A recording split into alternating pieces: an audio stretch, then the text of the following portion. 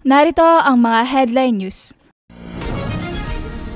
Nung Huwebes ay nagkaroon ng Summer Vacation Oneness Swimming Camp ang mga miyembro ng ating simbahan. Ang First Rizal Rodriguez Remnant Conference ay magaganap na sa linggong ito. Ang mensaheng ipinahayag mula sa ating pulpit message na nakaraang linggo ay The 7 Journeys of a Witness with the 7 Bartisan mula sa Psalms chapter 18 verse 1 to 6. Magandang araw. Narito ang OLMC News. Hawak ang mensahe mula sa ating pulpit message nung Huwebes, June 5 ay nagkaroon ng ating simbahan ng Summer Vacation Oneness Swimming Camp. Bago pumunta ng resort, nagkaroon muna ng papuri at pagsamba sa Panginoon at ibinigay ni Assistant Deaconess Jonalyn ang mensahe ng daan ng kaligtasan. Pagkatapos nito, ang mga church members ay sama-samang nag-enjoy, naglaro at nag-swimming. Ang First Rizal Rodriguez Remnant Conference na may temang Remnant Turning Point that saved 237 nations and 5,000 tribes mula sa Acts chapter 11 verse 19 to 21 ay magaganap na sa linggong ito mula June 12 hanggang June 15, Huwebes hanggang Linggo sa ating simbahan. At ang speaker para sa conference nito ay si Reverend Ju Yung Te. Para sa registration fee, sa adult ay 700 pesos. Sa young adult at mga parents ay 1,000 pesos. Mula high school hanggang college ay 700 pesos. Sa elementary ay 500 pesos. Ang kinder, 3 years old ay 300 pesos. Sa mga baby naman na 2 years old pababa ay libre. Ang deadline ng payment ay hanggang ngayong araw. Makikita sa screen ang daloy ng schedule ng conference sa loob ng 4 na araw. Patuloy tayong manalangin at maghanda para sa nalalapit na First Rizal Rodriguez Remnant Conference.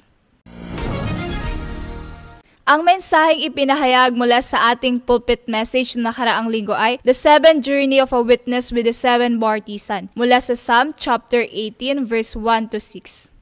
Unang ipinahayag sa mensahe, ang journey ng covenant ng Triune God ay laging kasama mo. Pangalawa, ang misteryo ng journey na kayang mag-survive sa lahat ng crisis at incident.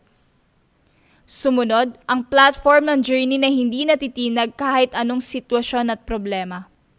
Pang-apat, ang journey ng gabay ng banal na espiritu na kaya magpabago ng daloy ng mundo. At huling ipinahayag sa mensahe, ang journey ng may mga 5 katiyakan. Announcement.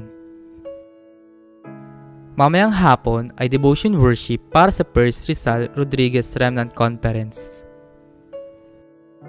Ngayong araw, June 8, alas 3 ng hapon ay unang baptism at communion worship ng Southeast Asia Mission Center Church at bukas, June 9, ay First Regional Church opening worship.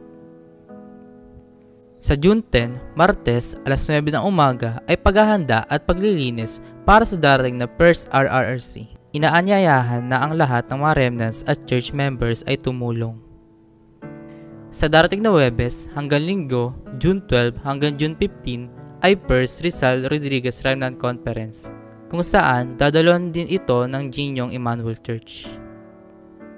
Sa susunod na Lunes, June 16, ang simula ng Korean language, piano at golf lessons.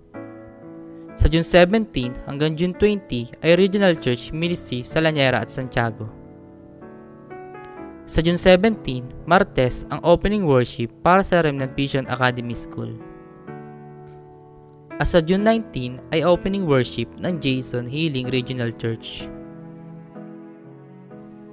Nawa, sa linggong ito, ikaw ay naging saksi na nilakaran ng 7 Journey at itinayo ang 7 Bartisan sa iyong sarili, sa simbahan at sa field. At dito nagtatapos ang OLMC News. Maraming salamat.